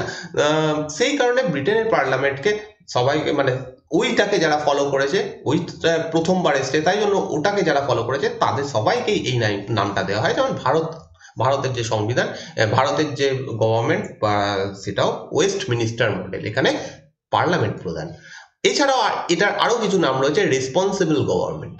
ওকে, রেসপন্সিবল গভর্নমেন্ট বাংলায় হবে হচ্ছে দায়িত্বশীল সরকার বা ক্যাবিনেট গভর্নমেন্ট। ক্যাবিনেট হচ্ছে মন্ত্রী পরিষদ, এমন একটা গভর্নমেন্ট যেটা মন্ত্রী পরিষদ করে, কন্ট্রোল করে, এরকম টাইপের নামগুলো দেওয়া হয়। তো এর মধ্যে ওয়েস্ট মিনিস্টার নামটা খুব ইম্পর্টেন্ট নাম, এটা অবশ্যই মনে রাখবে। আর ওয়েস্ট মিনিস্টার নামটা কোত্থেকে আসছে? ওখানে ব্রিটেনের যে পার্লামেন্ট সেটা ওখানে রয়েছে, ওখানে সেই জন্য এটাকে নেওয়া হচ্ছে। নেক্সট হচ্ছে features of parliamentary government in India. আর আমাদের দেশের যে সিস্টেম সেটা পার্লামেন্টারি গভর্নমেন্ট, আমাদের দেশে পার্লামেন্ট প্রধান। তার কিছু বৈশিষ্ট্য রয়েছে, নিশ্চয়ই কিছু জিনিস দেখে সেটা বলা হচ্ছে। সেইগুলো কি কি? প্রথম হচ্ছে presence of nominal and real executive, যেটা একটু আগে বললাম, যে আমাদের দেশে দু রকমের হেড রয়েছে, দু রকমের প্রধান রয়েছেন। একজন হচ্ছে নমিনাল হেড, আরেকজন হচ্ছে রিয়েল হেড। নমিনাল হচ্ছে এখানটায় লিখছি প্রেসিডেন্ট। প্রেসিডেন্ট হচ্ছে নমিনাল হেড। নমিনাল শব্দটার বাংলা হচ্ছে নামমাত্র, ঠিক আছে? নামমাত্র মানে নামমাত্র, অর্থাৎ প্রেসিডেন্টকে হেড বলা হয়। আমাদের দেশের ফার্স্ট পার্সন, প্রথম ব্যক্তি বা প্রধান ব্যক্তি বলা হয় প্রেসিডেন্টকে, কিন্তু সেটা তার নাম, শুধুমাত্র তার নামেই তিনি প্রধান। তার হাতে কিন্তু কোনো প্রধানের মতো ক্ষমতা নেই, বা সমস্ত ক্ষমতা তার হাতে দেওয়া নেই। অন্যদিকে রিয়েল এক্সিকিউটিভ কি? রিয়েল মানে হচ্ছে প্রধান, প্রধান এক্সিকিউটিভ মানে হচ্ছে কার্যনির্বাহী, অর্থাৎ যে শাসন করছে। Real executive K?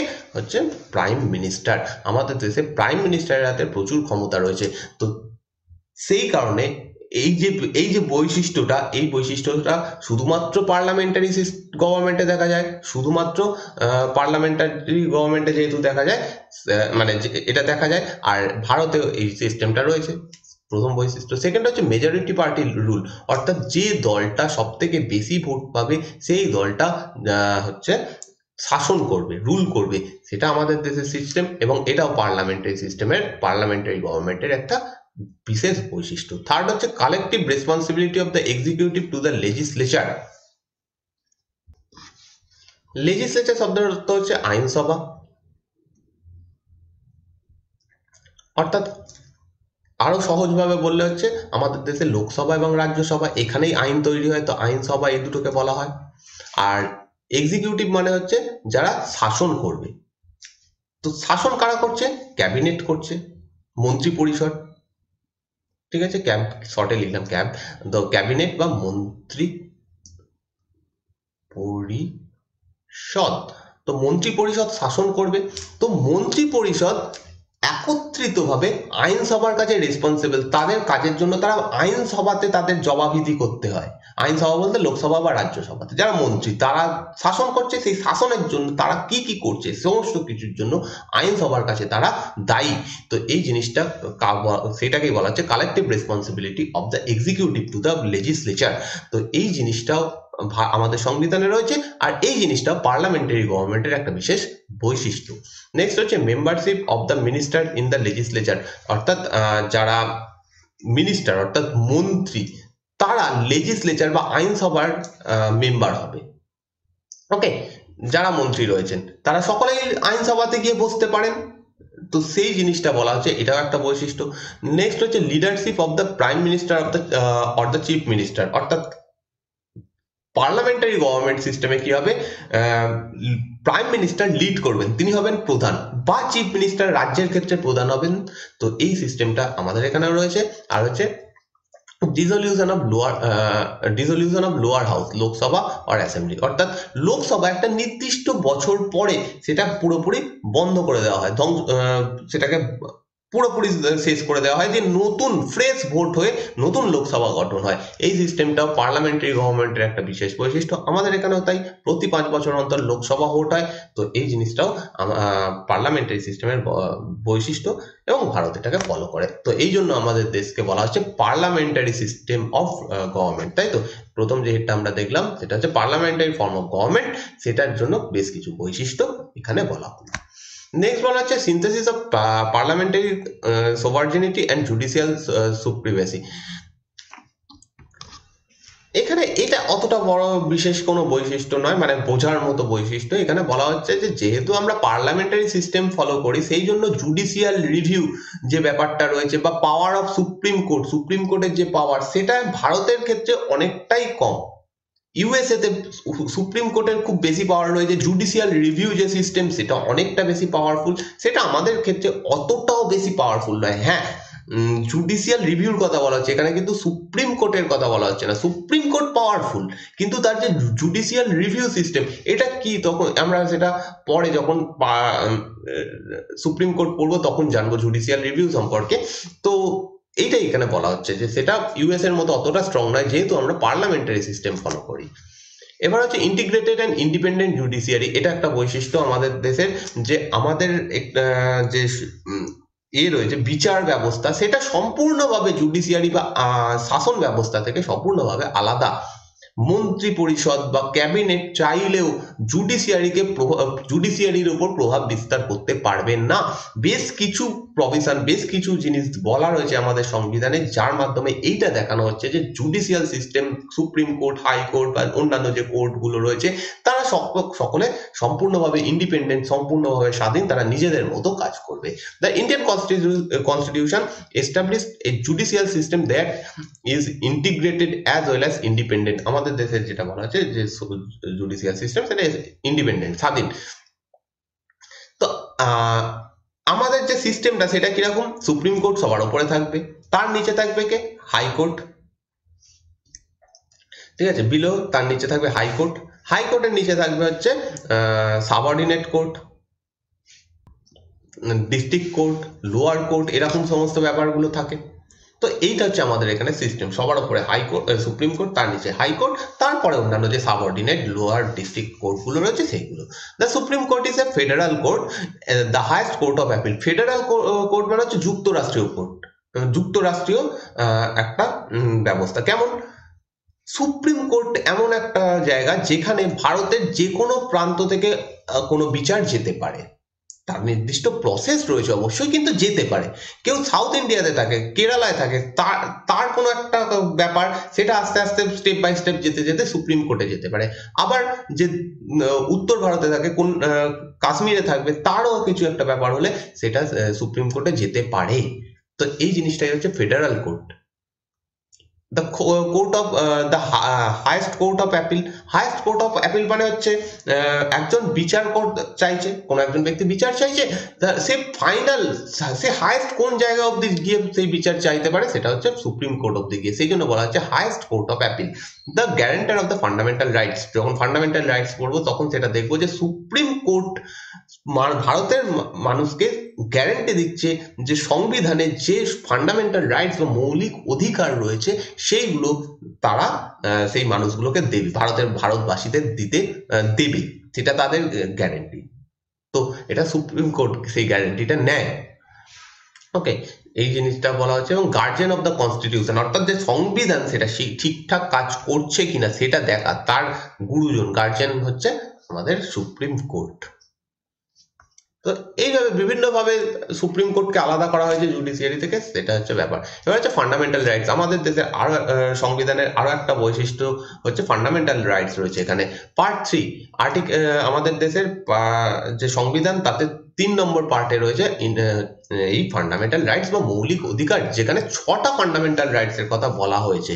Right to equality, সাম্যের অধিকার, রাইট টু ফ্রিডম, স্বাধীনতার অধিকার, রাইট এগেনস্ট এক্সপ্লয়টেশন, শোষণের বিরুদ্ধে অধিকার, কালচারাল অ্যান্ড এডুকেশনাল রাইট, শিক্ষা এবং সংস্কৃতিগত যে অধিকার, এবং হচ্ছে রাইট টু কনস্টিটিউশনাল রেমিডিস, অর্থাৎ সংবিধানের কাছ থেকে আমরা প্রতিকার পেতে পারি। এটা আমাদের অধিকার, সংবিধান আমাদের অধিকার দিয়েছে যে আমাদের যদি কিছু আমরা যদি কিছু না পাই যেটা আমার পাওয়া উচিত, সেটা আমাদের সংবিধান দেবে। তো সেটা হচ্ছে রাইট টু কনস্টিটিউশনাল রেমিডিস। তো এগুলো এই আর্টিকেলের মধ্যে রয়েছে 14 থেকে 18, 19 থেকে 22, 23, 24, তারপর হচ্ছে 25 থেকে 28, 29 থেকে 30, আর্টিকেল 32। এইগুলো সম্পর্কে এখন ডিটেলসে বলছি না, কারণ এটা পুরো সম্পূর্ণ একটা আলাদা চ্যাপ্টার রয়েছে, সেখানে আমরা পুরো ডিটেলসে একটা একটাকে ধরে ধরে পড়বো, প্রত্যেকটাকে আলাদা আলাদা করে পড়বো, তো সেখানে মেনলি জানা যাবে। কিন্তু আমাদের দেশে এই একটা জিনিস রয়েছে, ফান্ডামেন্টাল রাইটস বলে একটা জিনিস রয়েছে, মৌলিক অধিকার বলে একটা ব্যাপার রয়েছে, সেইটা এখানে বলা হচ্ছে, এটা আমাদের একটা বৈশিষ্ট্য। তো অরিজিনালি যখন সংবিধান লিপিবদ্ধ হয় তখন 7টা ফান্ডামেন্টাল রাইটস ছিল, টোটাল 7খানা ফান্ডামেন্টাল রাইটস ছিল, বর্তমানে 6টা রয়েছে। ঠিক আছে। The right of property article 31 ছিল, 31 নম্বর আর্টিকেল ছিল রাইট অফ প্রপার্টি, অর্থাৎ সম্পত্তির অধিকার। এই জিনিসটা ফান্ডামেন্টাল রাইটস এর মধ্যে ছিল, সেটাকে এখন বাদ দিয়ে দেওয়া হয়েছে, দিয়ে 44th অ্যামেন্ডমেন্ট অ্যাক্টের মাধ্যমে এটা বাদ দেওয়া হয়েছে। 44th অ্যামেন্ডমেন্ট অ্যাক্ট 44তম সংবিধান সংশোধনী আইন, এটা পাস হয় 1978 খ্রিস্টাব্দে। এই সময় এটা বাদ দিয়ে দেওয়া হয়, বাদ দিয়ে কোথায় রাখা হয়েছে? আর্টিকেল 300A তে। ওকে, আগে ছিল আর্টিকেল 31, এখন হয়ে গেছে 300-এ। আগে ছিল সেটা ফান্ডামেন্টাল রাইট, সেটা এখন হয়ে গেছে লিগাল রাইট, আইনগত অধিকার। আর আগে ছিল পার্ট 3-তে, এখন হয়ে গেছে পার্ট 12-এ, 12 নম্বর পার্ট, এটা এখন চলে গেছে।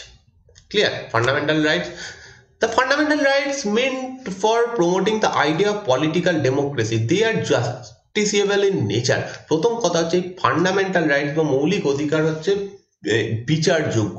এটার যদি লঙ্ঘিত হয় বা লঙ্ঘন হয়, তাহলে একজন ব্যক্তি কোর্টে যেতে পারবে তার মামলার জন্য বা তার অধিকার পাওয়ার জন্য।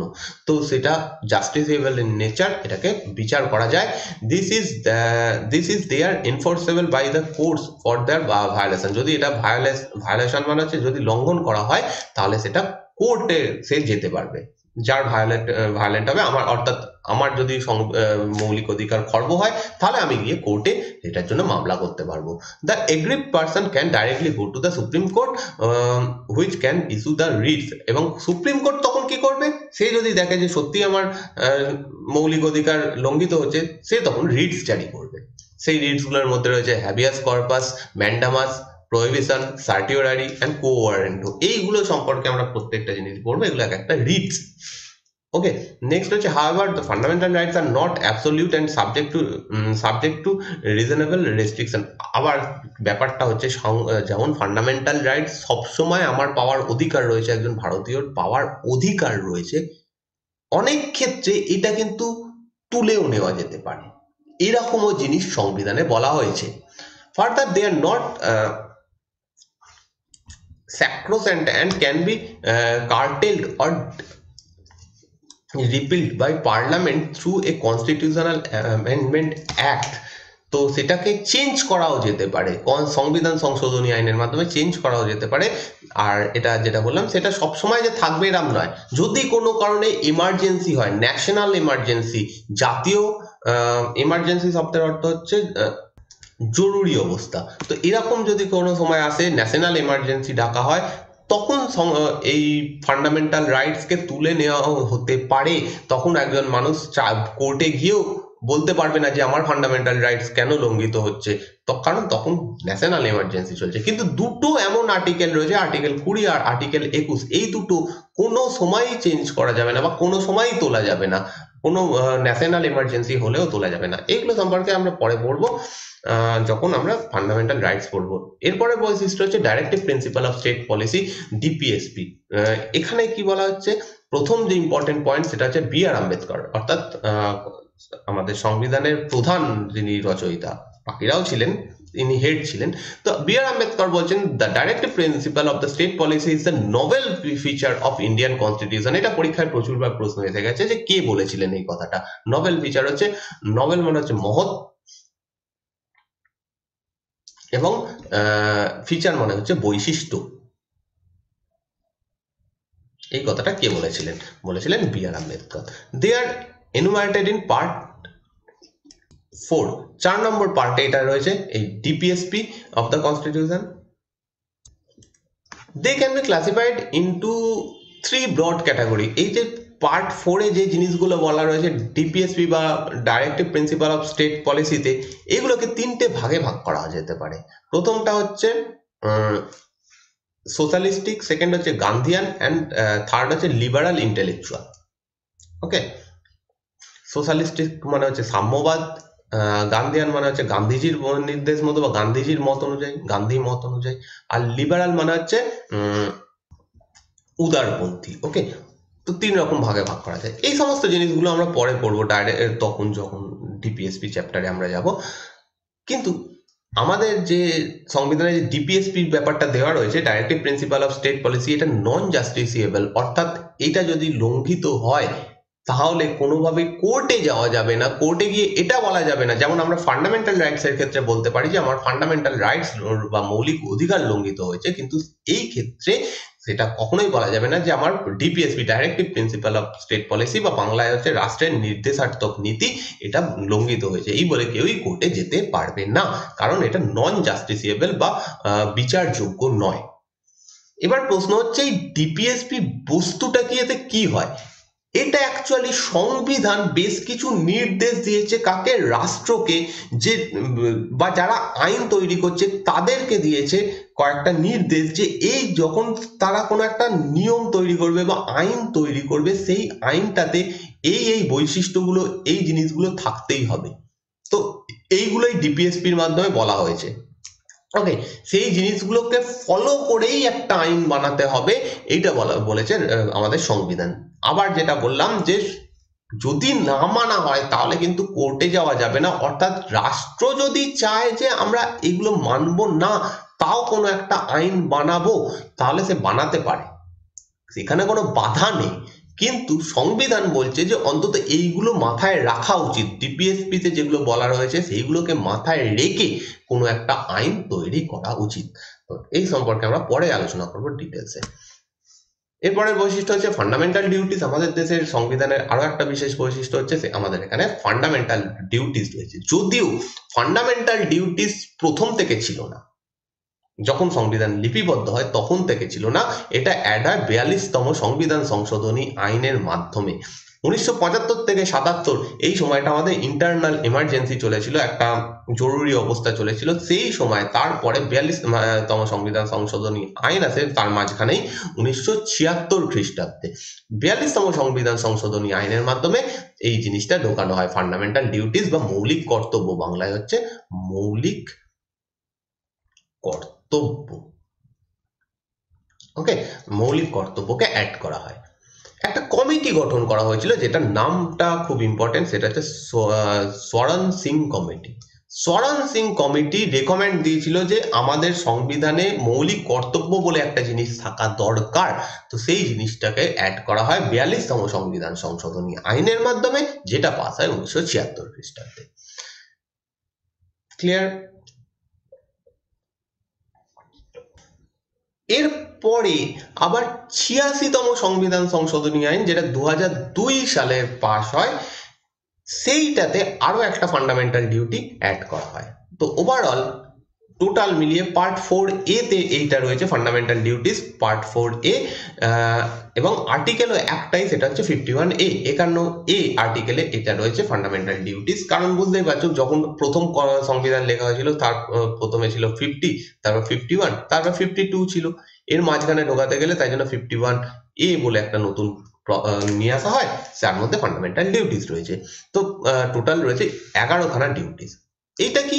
এটা হচ্ছে অ্যাকচুয়ালি কিছু জিনিস বলা হয়েছে, এই এই জিনিসগুলো আমাদেরকে, ভারতীয়দেরকে পালন করা উচিত, যেমন ন্যাশনাল ফ্ল্যাগকে সম্মান দেওয়া, জাতীয় সঙ্গীতকে সম্মান দেওয়া, আমাদের দেশের যে মনুমেন্ট গুলো রয়েছে সেইগুলোকে রক্ষা করা, এই সমস্তগুলো বলা রয়েছে ফান্ডামেন্টাল ডিউটিসে।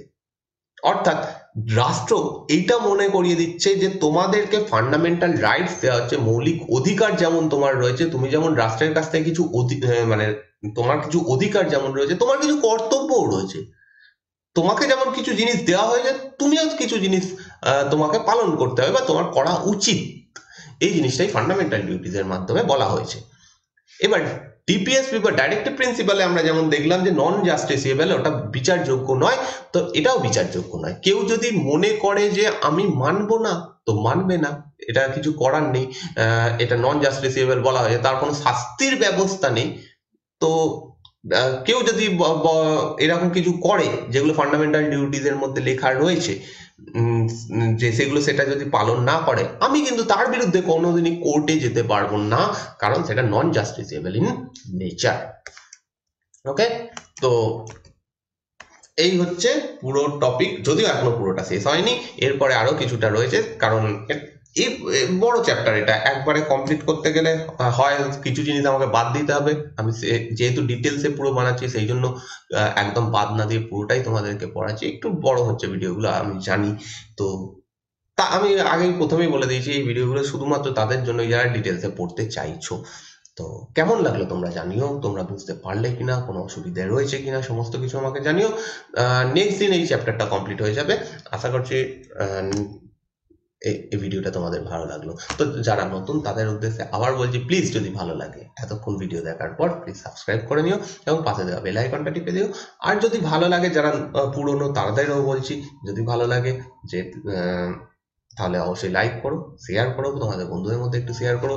ভিডিওগুলো বানাতে বুঝতে পারছো অনেকটাই এফোর্ট দিতে হয়, তো প্লিজ যদি একটু ভিউ বেশি হয়, একটু লাইক বেশি হয়, পরের ভিডিও বানাতে খুব সুবিধা হয়।